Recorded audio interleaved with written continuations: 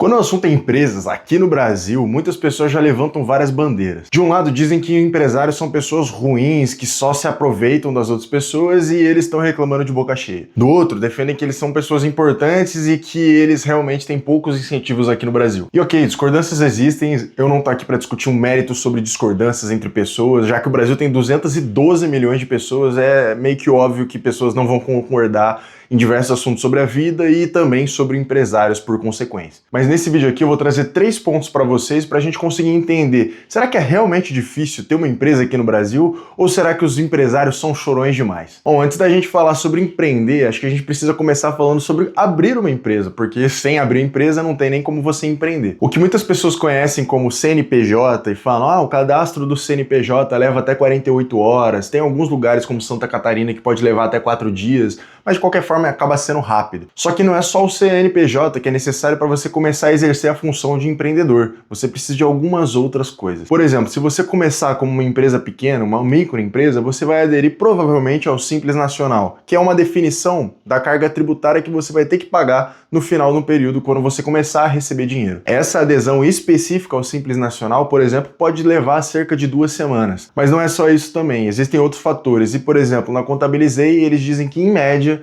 o brasileiro que quer abrir uma empresa no Brasil leva cerca de 30 dias para conseguir realmente começar suas atividades. Segundo o relatório do Business de 2020, feito pelo Banco Mundial, e só para deixar claro, o resto do vídeo eu vou usar muito desse relatório aqui, só para não ter que ficar falando toda hora que é esse relatório. Então sempre que você vê um gráficozinho aí, uma tabelazinha aí, vai ser isso, se não for, eu vou dizer que não é. Então, segundo esse relatório, o Brasil, em média, leva 17 dias para aprovar uma empresa, sendo que esses 17 dias são contados nas capitais, podendo levar até 3 meses, dependendo da cidade e do estado que você tá. Então, realmente é um processo que não tem muito assim, vai ser tanto de tempo. Depende muito do que você for fazer, do setor que você for atuar, mas em geral é muito lento esse processo. Para você ter uma noção, eu trouxe alguns dados aqui para a gente comparar o Brasil com os Estados Unidos, por exemplo. Nesse mesmo relatório, eles fazem a comparação de 190 países ao redor do mundo. Eu peguei só Brasil e Estados Unidos para a gente ter uma noção, mas tem vários outros países e o Brasil realmente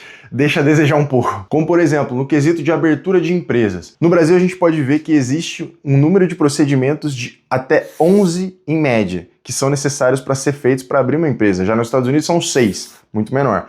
Além disso, a duração média do Brasil para abrir uma empresa são 16,6 dias, sendo que nos Estados Unidos são 4,2. Lembrando de novo, isso é só uma média, pode variar bastante dependendo do setor. Outro dado interessante da gente analisar são os registros de propriedade ao abrir um negócio. Que dependendo do tipo de negócio que você for abrir, por exemplo, for abrir uma pizzaria, você vai precisar de alguns registros especiais diferentes de uma pessoa que vai abrir uma loja online. A documentação e a burocracia são diferentes para esses setores, nitidamente, porque são coisas bem diferentes. Então, existe, por exemplo, um dado que mostra sobre o registro de propriedade ao redor do mundo. No Brasil, o número de procedimentos necessários, em média, é de 13,6 procedimentos, enquanto o tempo para você ter esses procedimentos feitos e concluídos é de 30,7 dias. Enquanto nos Estados Unidos é de 4,4 procedimentos e o tempo é a metade, 15,2 dias. Tá bom, aí você me pergunta, você tá falando tudo isso por quê, Luca? Porque isso tem consequências. A forma como o Brasil trata a burocracia, as documentações que são necessárias para você abrir um negócio, pode ser que os empreendedores acabem desistindo do processo de abrir formalmente e abram os negócios informalmente. Isso atrapalha depois para eles conseguirem créditos e aumentarem os próprios negócios, já que o negócio é informal, não é uma coisa que está ali estabelecida pela documentação brasileira. Então ele vai ter uma dificuldade de conseguir crédito. Essa dificuldade de conseguir crédito vai implicar no quê? Ele vai ter menos capacidade de aumentar o negócio dele a curto prazo. E isso vai diminuir a capacidade de gerar dinheiro na economia do país. Tem várias consequências, mas você tem que entender que o Brasil realmente é demorado para você abrir uma empresa em comparação com o resto do mundo, principalmente com os Estados Unidos. Agora vamos entrar num tópico que é um pouquinho mais complexo. Impostos. Em geral, o sistema tributário brasileiro é um bicho de 7 cabeças. O mundo inteiro diz isso, não sou eu que estou falando, o mundo inteiro diz isso. E quando você começa a estudar sobre impostos no Brasil, você vê que realmente é um trambolho, é difícil de você entender, são muitas variáveis, depende de setor para setor, de estado para estado, de município para município, existem diversos tipos de impostos, é bem complicado. E um grande problema dessa complexidade dos impostos do Brasil é o custo para você calcular todos esses impostos. Imagina que você tem que pagar R$10 de impostos. Você tem que calcular esses 10 reais ainda por cima. O governo não vai falar, me pague 10 reais. Você tem que saber que você vai pagar 10 reais. E se você pagar 9, você chega e é autuado pelo governo. Então você tem que saber exatamente quanto de imposto você tem que pagar. E para isso, a maior parte das empresas do Brasil investe muito dinheiro em contabilidade, só para entender o quanto de impostos eles têm que pagar, porque o sistema é complexo mesmo, é bem difícil de entender. Para você ter uma noção, nessa tabela a gente vê que o Brasil tem um número de pagamento de impostos até que menor do que os Estados Unidos. São 9,6 impostos em média para as empresas, enquanto os Estados Unidos são 10,6. Só que olha o tempo de horas que são necessários para analisar esses impostos. No Brasil são 1.500 horas por ano, enquanto nos Estados Unidos são 175 horas por ano. Isso causa uma diferença gigantesca na hora de você custear o produto. Porque o que acontece? Você precisa saber exatamente quanto você vai pagar, então você precisa pagar gente para dizer para você quanto que você vai pagar. Isso aumenta o custo do produto no futuro, já que esse custo está sendo incluído no preço do produto. Além disso, a carga tributária média calculada para as empresas no Brasil são de 65,1%, enquanto nos Estados Unidos são de 36,6%. Ou seja, resumindo, os Estados Unidos pagam muito menos imposto e eles precisam de muito menos tempo para entender que impostos eles precisam pagar. E eles pagam muito menos dinheiro para entender esses impostos, deixando muito mais dinheiro para fazer produtos, para produzir realmente.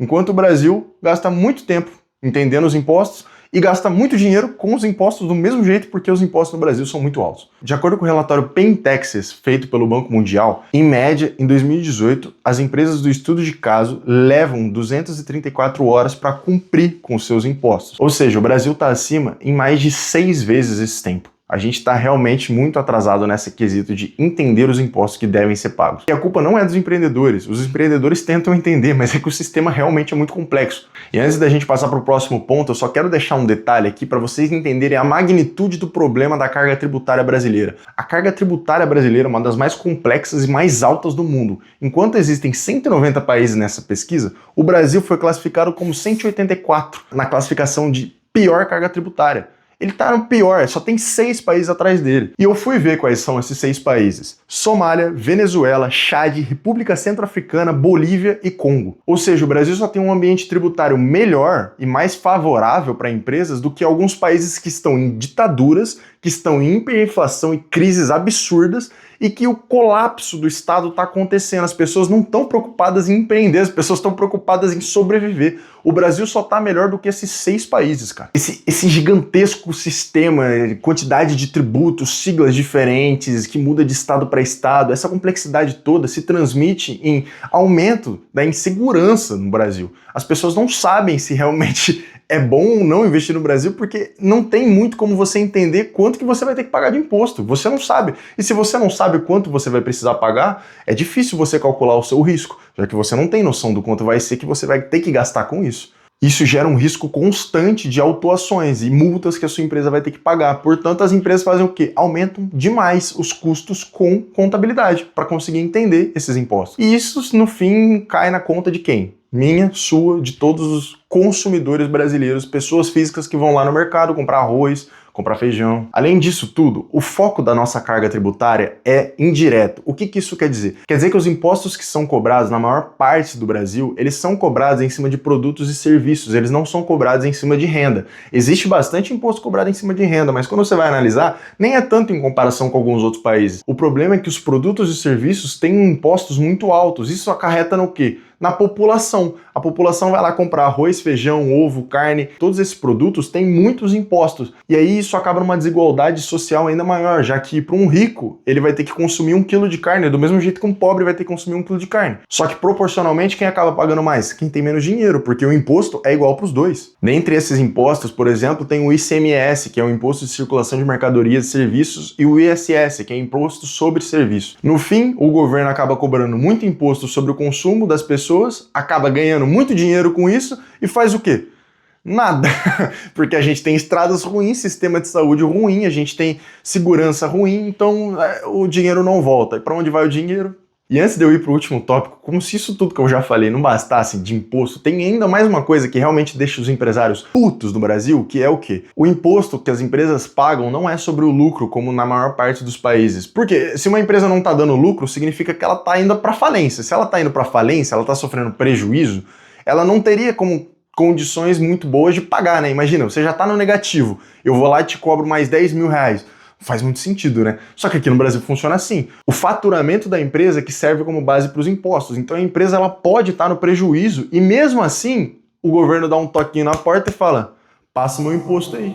Por quê? Porque o Brasil é assim, é um sistema tão complexo e tão sem sentido algum que realmente impacta demais na vida dos empresários e isso acaba gerando o quê? Problema para todo mundo, não só para os empresários. E o terceiro e último ponto desse vídeo aqui que eu vou trazer é o custo Brasil. Para quem não sabe, custo Brasil é um termo usado para um conjunto de dificuldades do Brasil, estruturais, burocráticas, econômicas, que afetam a vida diretamente dos empresários, das empresas e da população em geral. E um problema que a população geralmente não entende é que o custo Brasil ele não é uma coisa muito óbvia. É uma coisa que a gente já está tão acostumado, sabe? Sabe aquele exemplo do sapo que ele coloca na água quente, ele pula, mas se você for esquentando a água aos poucos, ele fica lá? O brasileiro já acostumou. Então a gente não consegue muitas vezes calcular o custo Brasil, mas quando a gente vê em outros países, a gente percebe que a diferença é imensa. Quer ver um exemplo? Imagina o seguinte, o João trabalha numa fábrica na zona leste de São Paulo. Ele leva cerca de 1h30 para sair da sua casa até chegar no trabalho. Então ele pega um busão, ele pega um metrô e aí ele desce na estação e anda mais 15 minutos. Então o tempo total de deslocamento de João no dia são de 3 horas, 1h30 para ir e 1h30 para voltar. Se a gente multiplicar pelos 5 dias da semana que o João trabalha, são 15 horas de semana que o João pega de transporte até chegar no seu trabalho. E é onde que entra o custo Brasil. Esse exemplo é um exemplo de custo Brasil infraestrutural. O que isso significa? Que a infraestrutura precária de transporte no Brasil, de ônibus, metrô, acarreta numa demora para o João chegar no trabalho.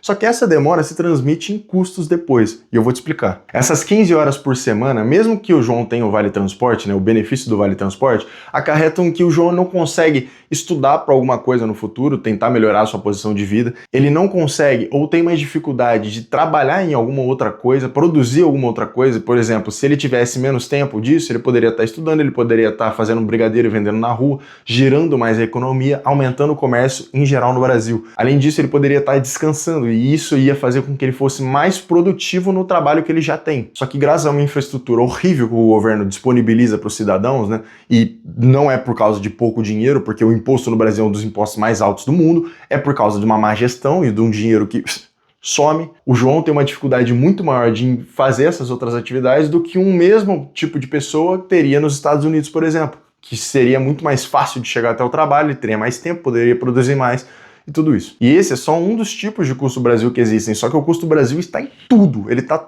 ao nosso redor o tempo inteiro. Como, por exemplo, o alto custo de crédito no Brasil, que impossibilita novos negócios ou até negócios já estabelecidos de conseguirem mais tração e aumentarem ainda mais as suas economias, aumentarem ainda mais o seu comércio e conseguir fazer mais dinheiro no geral. Os enormes gastos com a carga tributária que o Brasil lidera com as 1.500 horas que eu citei mais cedo. Além do alto nível de burocracia que eu também citei no primeiro tópico, que atrapalha muito o empreendedor brasileiro. E para você ter uma noção, de acordo com o MBC, que é o Movimento Brasil Competitivo, eu peguei aqui essa ilustração para você entender o quanto de dinheiro realmente é calculado no custo Brasil. Em 2023 foram calculados 1,7 trilhões de reais que foram destinados só para o custo Brasil. E na ilustração dá para ver que os maiores prejuízos estão, respectivamente, em empregar capital humano, em honrar tributos e na infraestrutura brasileira. E para você ter uma noção, no mesmo ano, o PIB do Brasil inteiro, ou seja, o dinheiro que circula na economia interna do Brasil, foi de 10,9 trilhões de reais. Ou seja, o custo Brasil calculado totalmente representa 15,6% do PIB total do país. Esse dinheiro poderia estar sendo usado para movimentar a economia, para aumentar ainda mais a economia do Brasil, para aumentar o comércio, o número de lojas, o número de pessoas empregadas,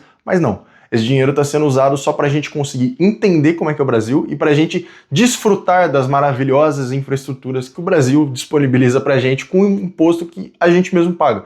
Ou seja, o dinheiro sumiu e a gente tem que gastar dinheiro agora para consertar esses problemas. E por fim, eu trouxe aqui para agora você entender realmente qual que é a classificação geral do Brasil no mundo. Dentre todos esses aspectos que eu citei e alguns outros que foram utilizados no estudo, o Brasil está na posição 124 de facilidade em se fazer negócios, enquanto os Estados Unidos está na posição 6. Lembrando, são de 190 países, ou seja, o Brasil está altamente mal classificado, isso levando em consideração que somos uma das 10 maiores economias do mundo, é só difícil de acreditar. Realmente é um pouco desanimador, mas se você quer entender como que você pode passar tudo isso e ainda assim ficar rico, assiste esse vídeo aqui que eu falo sobre 5 pensamentos que você Se tiver, vai ficar pobre e vai continuar pobre. Bom, esse foi mais um vídeo. Meu nome é Luca Baldasso. Se você gostou, deixa o like. Se gostou mais ainda, se inscreve. Muito obrigado a todos que vocês estão assistindo. Valeu!